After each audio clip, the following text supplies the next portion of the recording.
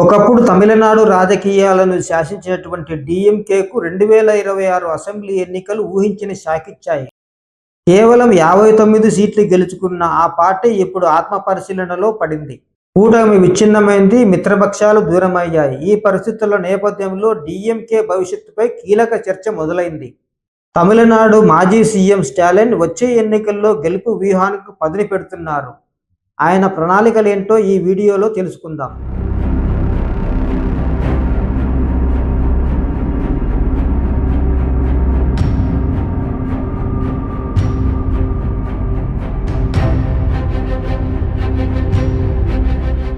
రెండు 2026 తమిళనాడు అసెంబ్లీ ఎన్నికలు డీఎంకేకు భారీ షాక్ ఇచ్చాయి. దశాబ్దాలుగా తమిళ రాజకీయాల్లో ప్రధాన శక్తిగా ఉన్న ఆ పార్టీ ఈసారి కేవలం 59 సీట్లకే పరిమితమైంది. ఈ ఓటమి తర్వాత డీఎంకేలో ఆత్మపరిశీలన మొదలైంది. పార్టీ భవిష్యత్ వ్యూహంపై తీవ్ర చర్చ జరుగుతోంది. అందులో ప్రధానంగా వినిపిస్తున్న ప్రతిపాదన వచ్చే ఎన్నికల్లో 234 అసెంబ్లీ స్థానాల్లోనూ ఒంటరిగా పోటీ చేయాలన్నదే. ఎన్నికలకు ముందు డీఎంకే కూటమి 200కు పైగా సీట్లు గెలుస్తుందని స్టాలిన్ ధీమా వ్యక్తం చేశారు. కానీ ఫలితాలు పూర్తిగా తారుమారయ్యాయి. మరోవైపు విజయ్ నేతృత్వంలోని తమిళక వెట్రి కజగం సంచలన విజయం సాధించింది.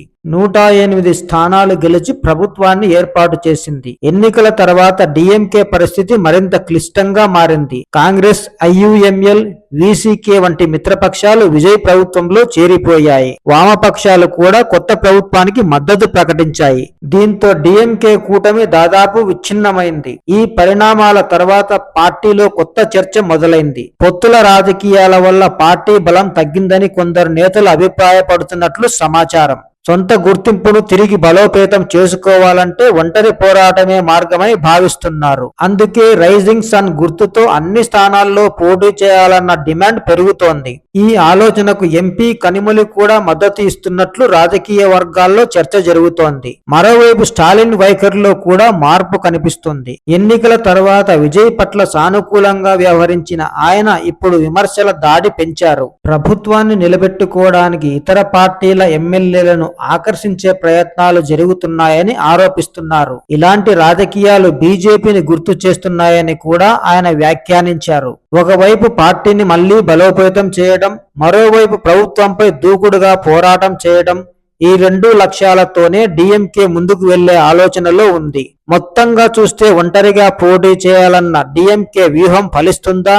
పార్టీకి మళ్లీ పాత బలం తెస్తుందా లేదా కొత్త సవాళ్లకు దారి తీస్తుందా అన్నది ఇప్పుడు తమిళనాడు రాజకీయాల్లో ఆసక్తికర చర్చగా మారింది.